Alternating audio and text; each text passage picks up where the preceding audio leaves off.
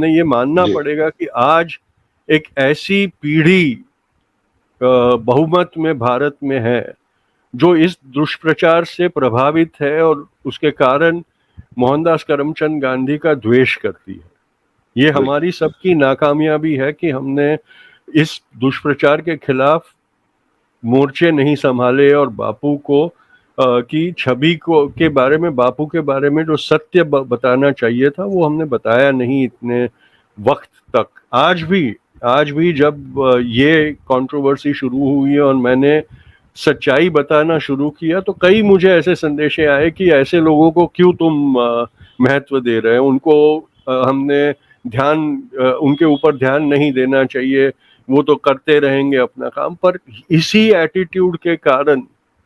बापू के बारे में झूठ का प्रचार अब लोगों को सच्चा लगने लगा है। क्योंकि मैं समझता हूं कि मेरा कर्तव्य है कि मैं जो सच है वो बताता रहूं लोगों को, इसलिए मैं हर फोरम, जो भी फोरम मुझे मिल रही है उसमें से जाकर बापू का सच कहने की कोशिश हमेशा जब ये सवाल उठे। लेकिन मैं ये जरूर समझता हूं कि इसमें एक बहुत बड़ी विटंबना भी है, क्योंकि एक तरफ बापू को और बापू की छवि को हमारे नेशनल एम्ब्लेम्स एक्ट के तहत हमारे राष्ट्र चिन्ह और राष्ट्र ध्वज के साथ संरक्षित किया गया है और उसमें स्पष्ट लिखा है कि उनके खिलाफ दुष्प्रचार और उनका अपमान राष्ट्र ध्वज और राष्ट्र चिन्ह के अपमान के बराबर होगा, समान है जी। अब अगर ये राज्यपाल जी ने, उपराज्यपाल जी ने जो कहा है उसका मतलब हम समझे तो उसका मतलब ये होता है कि गांधी फर्जी वकील थे, यानी उनको फ्रॉड कहा गया, अंग्रेजी में जिसको फ्रॉड कहा जाता है, फ्रॉड कहा गया। यानी भारत के उस व्यक्ति को जिसको राष्ट्र ध्वज और राष्ट्र चिन्ह के साथ संरक्षित किया गया है संवैधानिक तौर पर,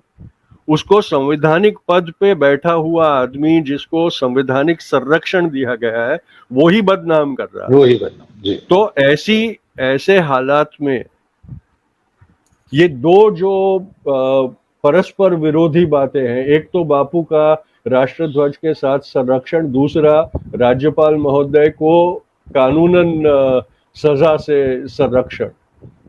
इन दोनों के बीच में अब कैसे ये हो सकता है, वो मुझे लगता है कि अब ये जरूरी हो गया है या तो बापू को उस नेशनल एम्ब्लेम एक्ट में से हटा दिया जाए कि नहीं भाई अब उसको रखना जरूरी नहीं है, या ऐसे मामलों में